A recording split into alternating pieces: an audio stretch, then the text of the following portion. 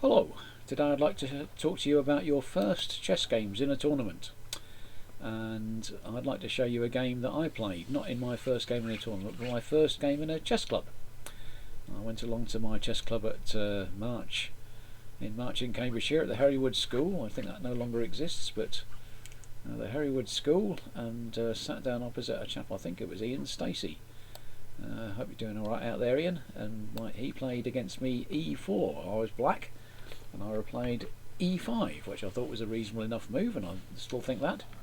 And he played queen h5, which I hadn't seen before, and I realised that my e-pawn was being attacked.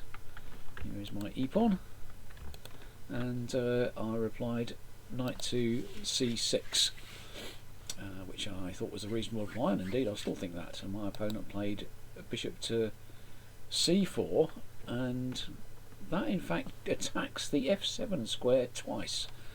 I didn't think it was doing that much, to be honest. I thought it was just a move, and I played knight to f6, and my opponent replied, to my surprise, queen takes f7 checkmate. That's some people call it round here the 4-move checkmate, but it's we often call it scholar's mate, because it's so common amongst schoolboys or schoolgirls. So don't do that if that's your opportunity. If your opponent tries this against you, and let's see how we could have avoided that. Well, all the way back to the start. E4 is fine, E5 is fine, Queen H4 attacking their pawn. Now you might think, well, let's chase the queen away straight away and maybe safe with G6. That doesn't do anything about the attack on the E pawn, and if white takes the E pawn, there's an attack on the king, check, but also the rook in the corner, and if you defend against the check, the rook's going to go. So that's no good. So after queen h5, knight c6 is still fine. Bishop c4 though, you must notice and do something about that f pawn.